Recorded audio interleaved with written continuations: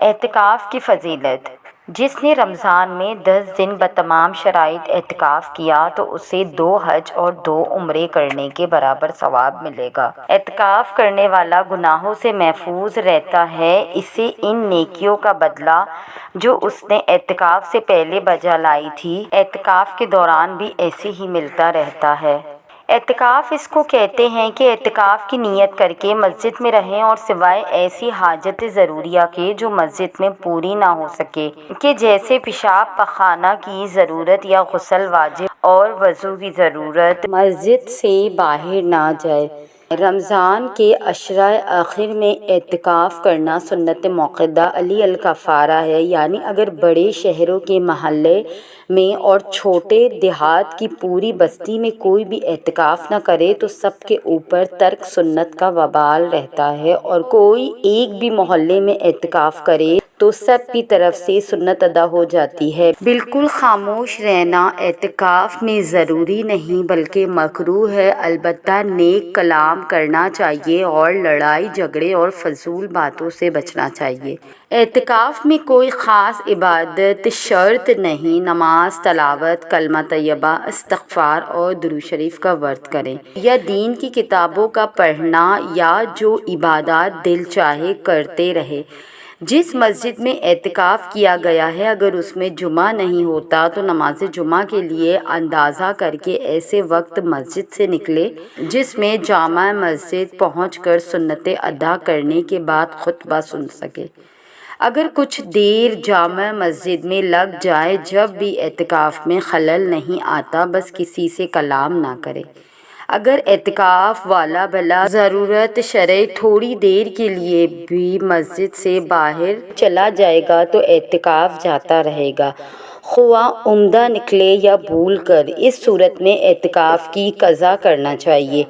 اگر آخر عشرے کا اعتکاف کرنا ہو تو 20 رمضان کو غروب آفتاب سے پہلے مسجد میں چلا جائے اور جب عید کا چاند نظر آ جائے تو اعتکاف سے باہر آ جائے۔ غسل جمعہ یا محض ٹھنڈک کے لیے غسل کے واسطے مسجد سے باہر نکلنا معتکف کے لیے جائز نہیں۔ اعتکاف سے کیا مراد ہے؟ اعتکاف عربی زبان کا لفظ ہے جس کا لغوی معنی خود کو روک لینا، بند کر لینا، کسی کی طرف اس قدر توجہ کرنا کہ چہرہ بھی اس سے نہ ہٹے وغیرہ ہے، جبکہ اصطلاح شرع میں اس سے مراد ہے کہ انسان کا علائق دنیا سے کٹ کر خاص مدت کے لیے عبادت کی نیت سے مسجد میں اس لیے ٹھہرنا تاکہ خلوت گزرے ہو کر اللہ کے ساتھ اپنی بندگی کی تجدید کر سکے۔ اعتکاف میں بیٹھنے کی کیا فضیلت ہے؟ اعتکاف بیٹھنے کی فضیلت پر کئی احادیث مبارکہ وارد ہوئی ہیں، ان میں سے چند ایک یہ ہے۔ حضرت عبداللہ بن عباس رضی اللہ تعالی عنہ سے مروی ہے کہ رسول اللہ صلی اللہ علیہ وآلہ وسلم معتکف کے بارے میں ارشاد فرماتے ہیں، وہ یعنی معتکف گناہوں سے کنارہ کش ہو جاتا ہے اور اسے عملاً نیک اعمال کرنے والے کی مثل پوری نیکیاں عطا کی جاتی ہیں۔ اعتکاف سے متعلق مسائل۔ کیا مسنون اعتکاف کے لیے روزہ رکھنا شرط ہے؟ جی ہاں، مسنون اعتکاف کے لیے روزہ رکھنا شرط ہے، بغیر روزے کے مسنون اعتکاف صحیح نہیں، لہٰذا عورت ایام مخصوصہ میں نہ روزہ رکھے نہ اعتکاف میں بیٹھے۔ کیا واجب مسنون یا نفلی اعتکاف چھوڑنے پر قضا واجب ہے؟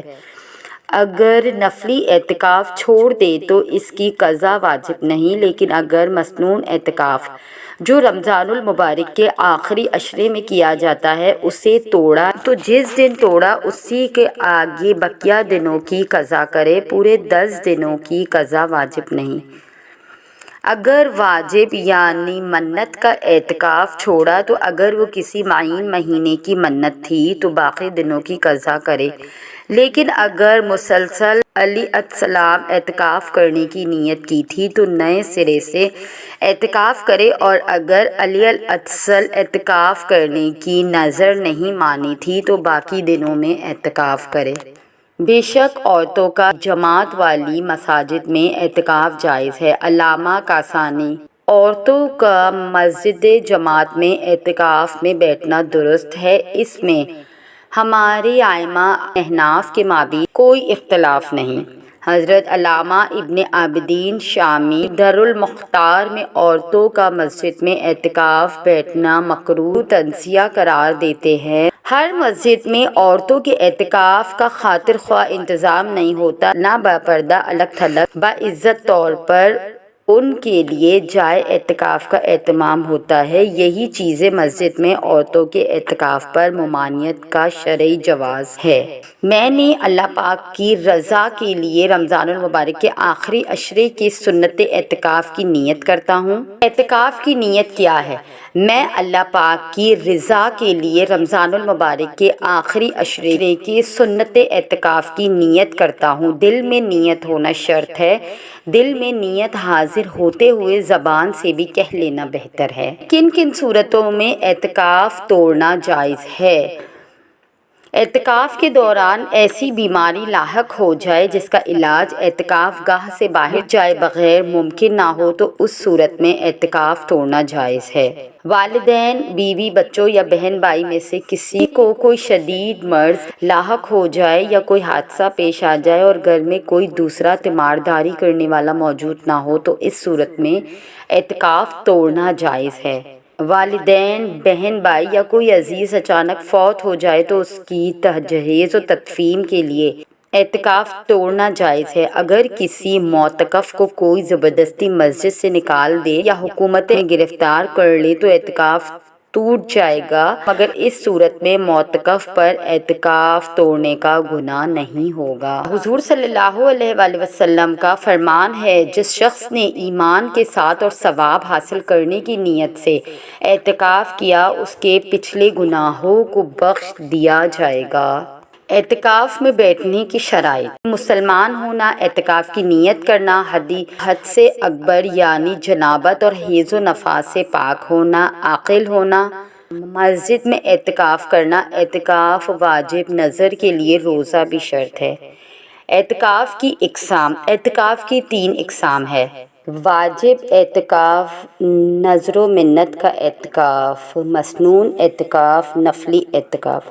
رمضان المبارک کے آخری 10 روز کا مسنون اعتکاف سنت موقدہ علی الکافیہ کہلاتا ہے اور اس کا مطلب ہے کہ اگر محلے کے سب لوگ اعتکاف چھوڑ دیں اور کوئی ایک اللہ کی قربت حاصل کرنے کا ذریعہ اعتکاف عقب سے بنا ہے جس کا معنی ہے ٹھہرنا یا قائم رہنا۔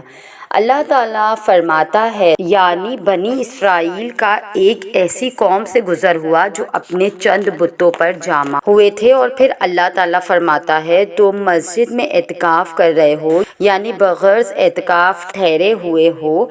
امت مسلمہ کا اعتکاف ہے کہ مردوں کی طرح عورتیں بھی اعتکاف کر سکتی ہیں، اور اگر عورت مسجد میں اعتکاف کرے تو بھی اس کا اعتکاف صحیح ہو جائے گا، مگر عورتوں کے لیے مسجد میں اعتکاف کرنا بہتر ہے یا اپنے گھر کی اس خاص جگہ پر جو عموماً نماز وغیرہ کے لیے مخصوص کر لی جائے۔ اس سلسلے میں علماء کی آراء مختلف ہے۔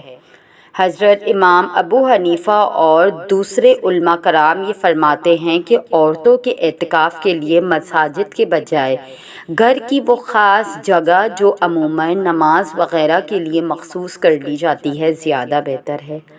حضور اکرم صلی اللہ علیہ وآلہ وسلم نے اپنی ناراضگی کا اظہار فرمایا اور ارشاد فرمایا کہ اسے وہ اپنے لیے نیک عمل سمجھ کر بیٹھتی ہے۔ حضرت عائشہ رضی اللہ تعالیٰ عنہا سے روایت ہے کہ نبی کریم صلی اللہ علیہ وآلہ وسلم رمضان کے آخری عشرہ کا اعتکاف فرماتے تھے، یہاں تک کہ آپ صلی اللہ علیہ وآلہ وسلم کا وصال ہو گیا۔ پھر آپ کے بعد ازواج مطہرات رضی اللہ تعالیٰ عنہا میں نے اعتکاف کیا۔ آخری عشرے کی فضیلت و عظمت: جس طرح رمضان المبارک کے مہینے کو دوسرے مہینوں پر فوقیت حاصل ہے، اسی طرح ماہ رمضان کا آخری عشرہ پہلے 2 عشروں کا سردار اور زیادہ فضیلت والا ہے۔ وہ مبارک رات جس کو قرآن کریم کے 1000 مہینوں سے بہتر فرمایا اسی عشرے میں آتی ہے۔ پھر ان ایام کی اہمیت اس لیے اور بھی بڑھ جاتی ہے کہ یہ اس قیمتی اور مبارک مہینے کے آخری ایام ہے۔ جو کچھ کوتاہی اب تک ہوئی اس کی دور کرنے اور نیکیوں میں جو کمی رہ گئی ہے اسے پورا کرنے کا یہی بہترین اور آخری موقع ہے۔ جبھی اس عشرے کو جہنم کی آگ سے خلاصی کا مہینہ کہا گیا۔ چنانچہ رسول اللہ صلی اللہ علیہ وآلہ وسلم رمضان المبارک کے آخری 10 دنوں میں عبادت وغیرہ کا اہتمام بہت زیادہ فرمایا کرتے تھے اور دوسروں کو بھی اس کی ترغیب و تاکید کرتے۔ رسول اللہ صلی اللہ علیہ وآلہ وسلم اس عشرے میں اپنے معمول سے بھی بہت زیادہ عبادت و مجاہدہ کیا کرتے تھے۔